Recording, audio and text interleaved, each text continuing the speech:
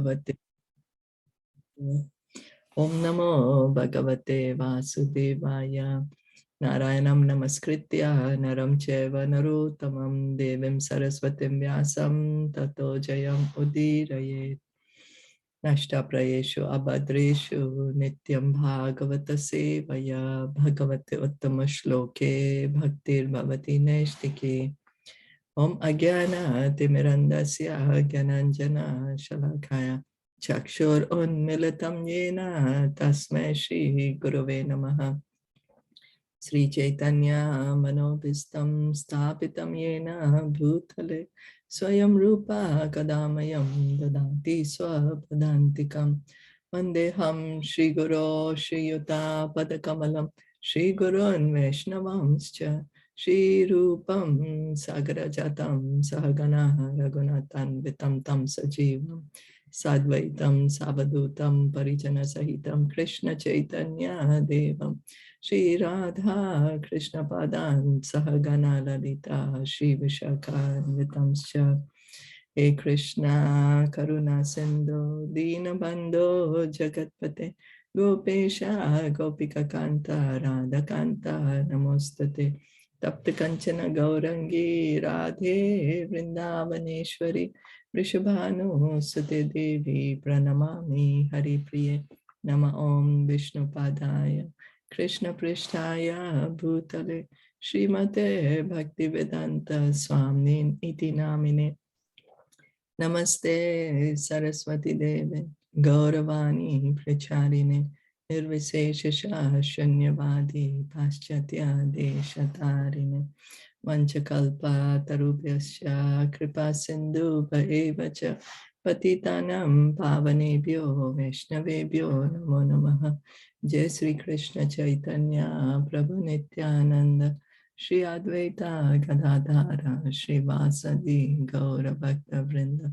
Hare Krishna Krishna Krishna Hare Hare Hare Rama Rama Rama Hare Hare.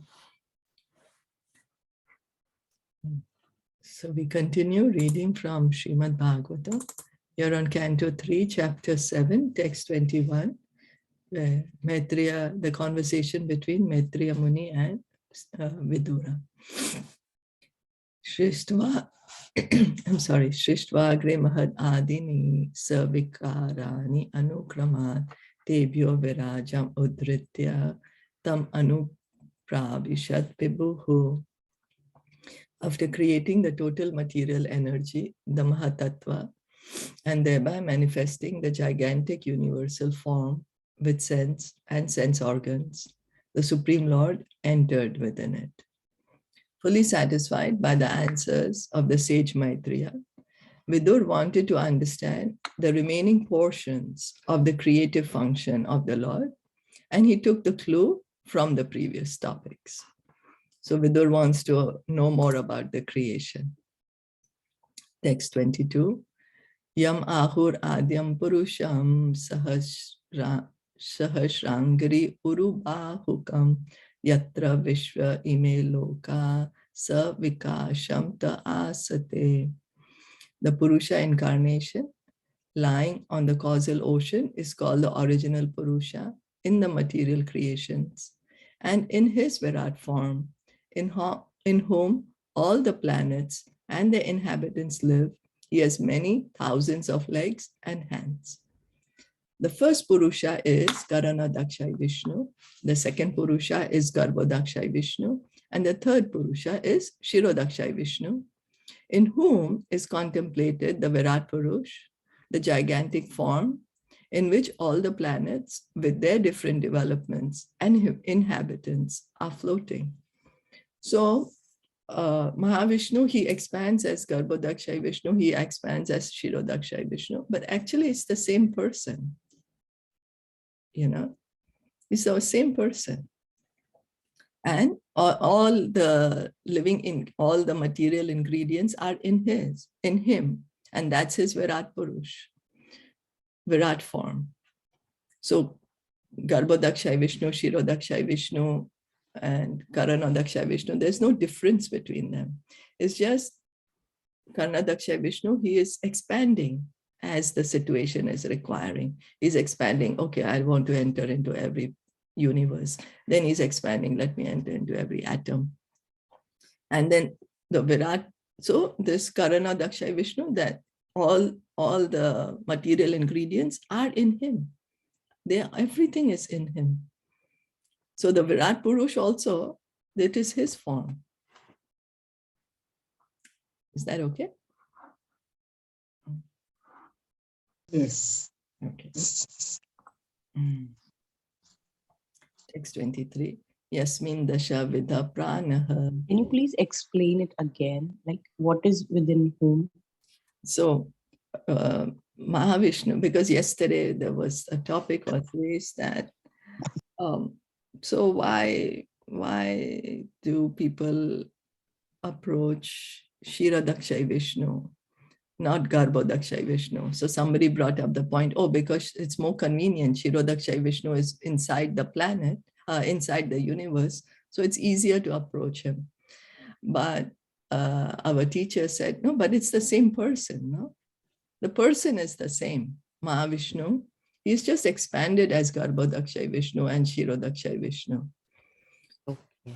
And then, so all the material ingredients are inside Mahavishnu.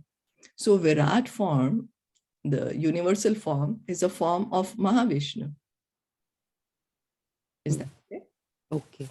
Okay. Yeah.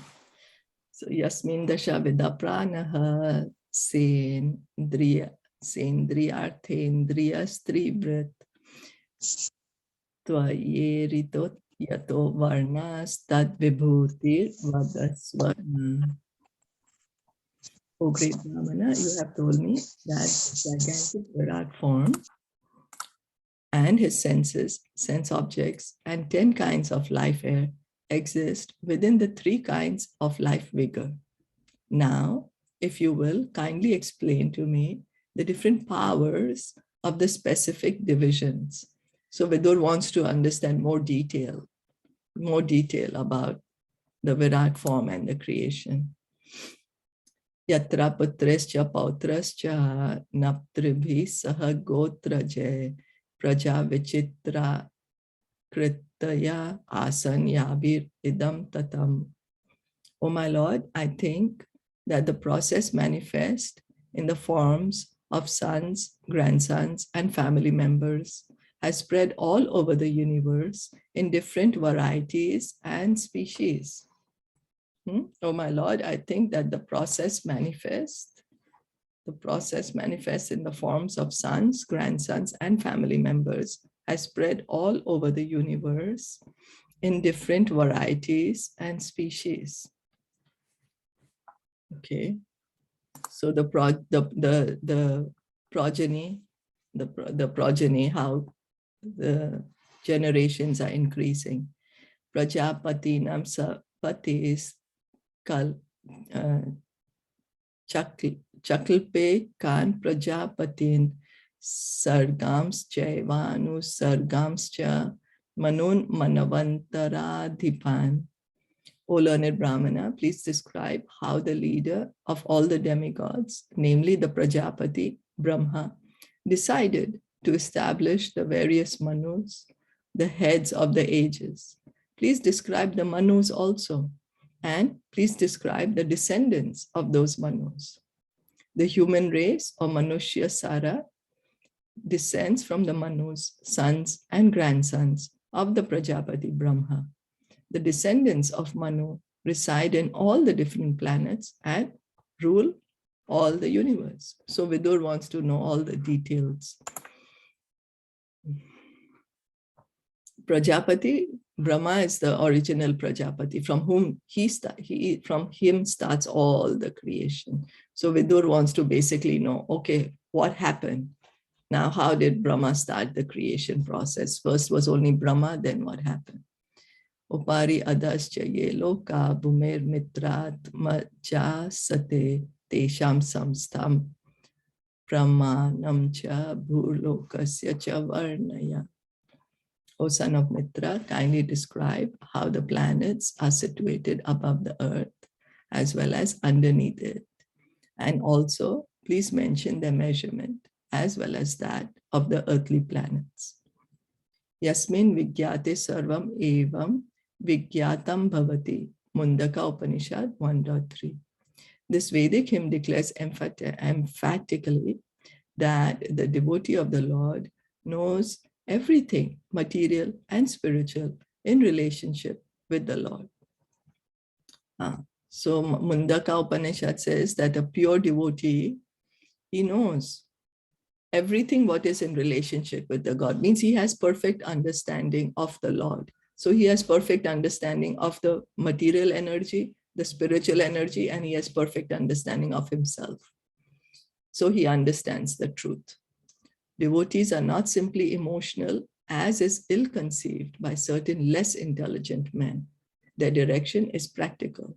They know everything that is and all the details of the Lord's domination over the different creations. So many people think that, oh, the bhakti yogis, what they know, they're just chanting and dancing the whole day, eating prasad. You know, they don't know any philosophy because they are not engaging in the study of the Vedanta Sutra, of the Vedas. But actually the devotees, they have understood the essence of all the Vedas. They have understood the true position. Like Lord Chaitanya was, there's Varanasi sannyasis, they were saying to Lord Chaitanya, oh, why don't you spend time and studying the Vedas like us? You know, you're a nice sannyasi. Why you're just chanting and dancing the whole day? But Lord Chaitanya said, my Guru Maharaj told me I am a fool. So he told me, just chant this mantra and all the import, you will understand all the import of the Vedas. You'll understand all the knowledge. And somehow, ever since I've started chanting this mantra, I cannot stop crying. Each time I chant, as tears come in my eyes. And when I told this to my Guru Maharaj, he said, yes, that's the perfection. You have achieved the perfection, is love of God. You know? So people think that the bhakti yogis, they don't have knowledge, but in fact, the bhakti yogis have the highest knowledge. So reading on text 27, Tiryan Manusha Devanam Sarishpra Patatrinam Vadana Sarga Samvyuham Garba Sveda Dvijo Vidam. Also, please describe the living beings under different classifications: subhumans, humans, those born of the embryo, those born of perspiration, those who are twice born, birds, and the plants and vegetables. Kindly describe their generations and subdivisions also. So till now we have heard the creation, the primary creation, that how from Mahavishnu, all of us are put inside this material universes through his glands, through his breathing, all this. So the primary creation we have heard. Now we are going to hear about the Visarga, the secondary creation, how all the species are getting their shapes. So text 28, Gunavatarer Vishwasya Sargasthiti Apasya Shrayam Srijataha Shrinivasyasya Vyachakshavodara Vikramam. Please also describe the incarnations of the material modes of nature, Brahma, Vishnu, and Maheshwara. And please describe the incarnation of the Supreme Personality of Godhead and his magnanimous activities. Although Brahma, Vishnu, and Maheshwara, the three incarnations of the material modes of nature, are the principal deities for the creation, maintenance, and destruction of the cosmic manifestation, they are not the final authority. The Supreme Personality of Godhead, Lord Krishna, is the ultimate goal, the cause of all causes. He's the Ashraya, or the final rest of everything. So the Krishna has given the creation, maintenance, and destruction affairs of this material world to Brahma, Vishnu, and Mahesh, but everything is happening by the will of the Lord, of Krishna. Everything's happening by his will. He's the Ashraya. He's the Samam Bonam. You know?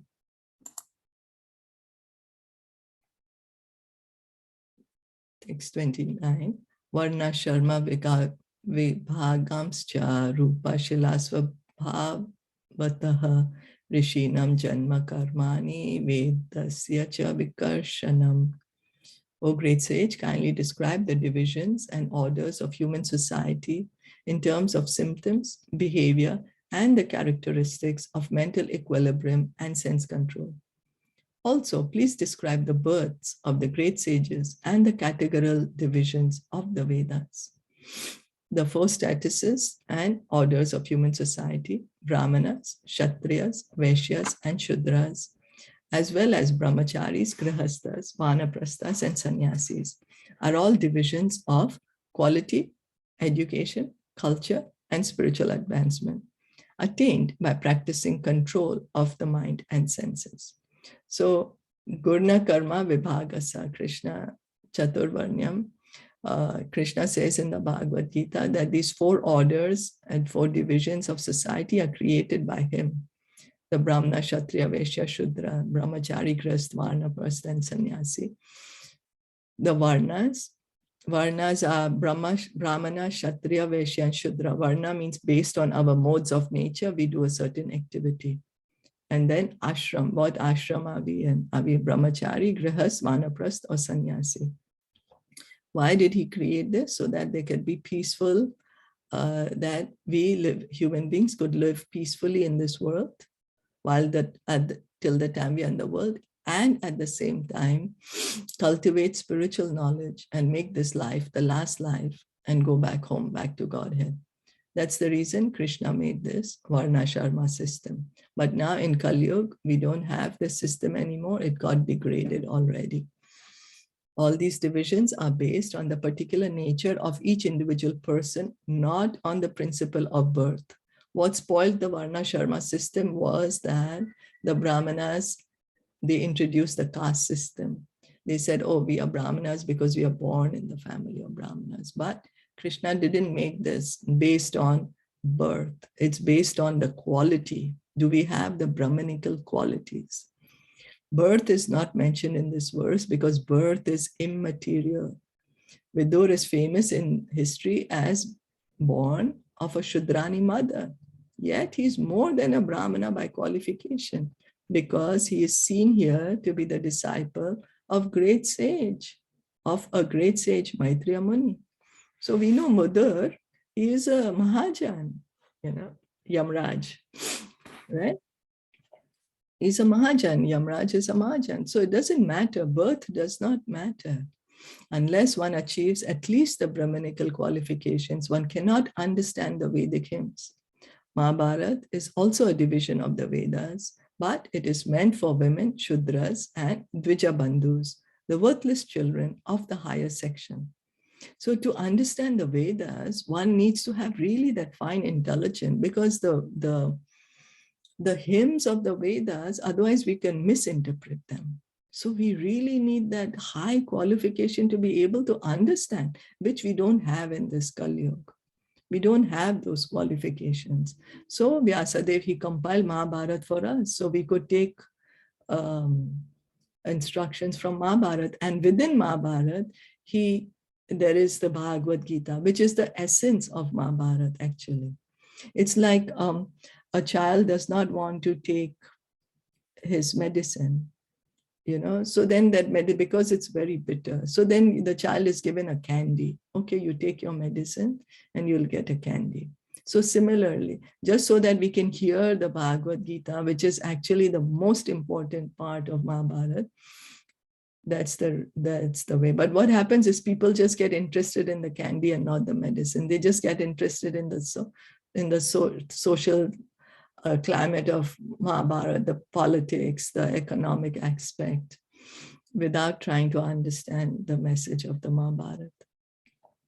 Anyway, the less intelligent section of society can avail themselves of Vedic instructions simply by studying the Mahabharata. So we should hear the Mahabharata, and specifically, actually, We are not concerned with the other story of Mahabharata, but specifically the Bhagavad Gita. The Bhagavad Gita.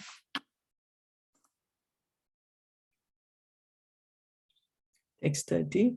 Yajnanasya cha vitanani yogasya cha patha prabho neshkram yasya cha sankhyasya tantram va bhagavad smritam.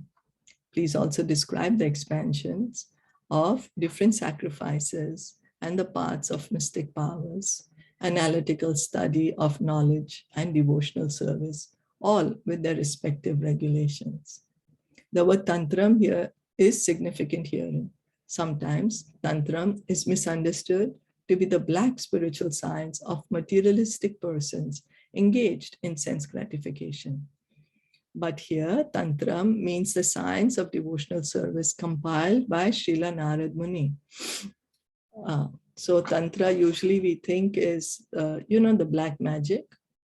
We say, oh, people have put some tantra on you. But here it is the path which is compiled by Narad Muni, path of bhakti, of devotional service. One can take advantage of such regulative explanations of the path of devotional service and make progressive advancement in the devotional service of the Lord. Sankhya philosophy is the basic principle of acquiring knowledge, as will be explained by sage Maitreya. The Sankhya philosophy enunciated by Kapila Dev, the son of Devahuti, is the real source of knowledge about the supreme truth. Knowledge not based on the Sankhya philosophy is mental speculation can yield no tangible profit. So Sankhya philosophy is the philosophy which was spoken by Kapila Muni to Devahuti. Later on, there was some imposter Kapila who tried to say some philosophy, but that's not at all Sankhya. Original Sankhya philosophy is spoken by Kapila Dev to his mother Devahuti. That also is a part of this third canto. So we can see how Vidur wants to know in so much detail about so many different topics. So what is exactly Sankhya philosophy? Sankhya is that, how to break down the material world in the different elements, or what is the material made up of. It's made up of these 24 elements: earth, water, air, fire, mind, intelligence, false ego, then the working senses, Right. And then Kapila Muni brings Devahuti to the point of devotional service. Then he says, devotional service is the highest. So he brings, first he's separating, he's analyzing what this material world is. And that, we, the soul, we are not a part of this earth, water, air, fire, or our senses, legs, hands. So the soul is separate. And then he brings to the point, okay, there is a soul and there is a super soul. And then the duty of the soul is to engage in the service of the super soul. And so then he tells his mother that devotional service is the highest. Being attached to a devotee is the highest. Attached to the Supreme Lord is the highest. And so with her attachment to him, because he's the Supreme Lord himself, so she gets the highest goal. Okay. For us to understand, what this material world is all about, that we are so attached to, and that we are not a part of this world. Yeah. And that devotional service is the highest. So we'll read about it in more detail. Oh, thank you. Thank you. Pasanda pathavesham yam prati loma niveshanam jivasya gatayo yascha yavatir gunakarma jaha. Please also describe the imperfections and contradictions of the faithless atheist, the situation of crossbreeding, and the movements of the living entities in various species of life, according to their particular modes of nature and work. The combination of living entities in different modes of material nature is called crossbreeding. The faithless atheists do not believe in the existence of God, and thus their paths of philosophy are contradictory. Atheistic philosophies never agree with one another. Different species of life are evidence of varieties, of mixtures, of the modes of material nature. So crossbreeding means people who are in different modes of nature, then they are brought together, you know. And but the atheists, they don't believe in God. So then because they don't believe in God, there's no foundation. So their minds are very imaginative. Each person can have their own theory, you know. That's why there are so many different philosophies, so many. And he's saying the different species of life are evidence of varieties of mixtures of modes of material nature. As many desires as we have, that's the reason there are so many different species of life. You know, because they're the three modes, right? Goodness, passion, and ignorance. Then they mix with each other. So it becomes 9. Then they mix. So there are different combinations and permutations in different degrees, reaches to 8,400,000 species. So he wants to know about that also. Dharmartha kama mokshanam nimitani avirodhataha vartaya danda nitescha shrutasya cha vidim prathak. You may also describe the non-contradictory causes of religiosity, economic development, sense gratification, and salvation, and also the different means of livelihood and different processes of law and order as mentioned in the revealed scriptures. So, Shraddhasya cha vidim brahman pitranam sargam eva cha graha nakshatra taranam kala vayava samsthitim. Please also explain the regulations for offering respects to the forefathers, the creation of the Pitralok, the time schedule in the planets, stars, and luminaries, and their respective situations. The time durations of the day and night, as well as months and years, are different in the different planets, stars, and luminaries. The higher planets like the moon and Venus have time measurements different from those of the earth. It is said that 6 months of this planet Earth equal 1 day on the higher planets. So that even the material scientists would know that depending on the speed of the planet, at what speed is it rotating, and you know, so the time is measured differently. We can see in our, also in the same Earth planet, how one tiny worm can have its full life. So the 100 years of a tiny worm is very different from the 100 years of a dog, is very different from the 100 years of a human being. But to them, it's that same 100 years. Well, we don't even live for 100 years anymore. But just taking that was the time allotted for Kali Yuga people. You know, so ant, in our 1 day, the ant might, I'm not sure exactly how many days of human beings does an ant live, but it will have the whole process. It's born, grows, reproduces, becomes old, dwindles, and dies. You know, so same as it's different for different species. So the time measurement is different for even different planets.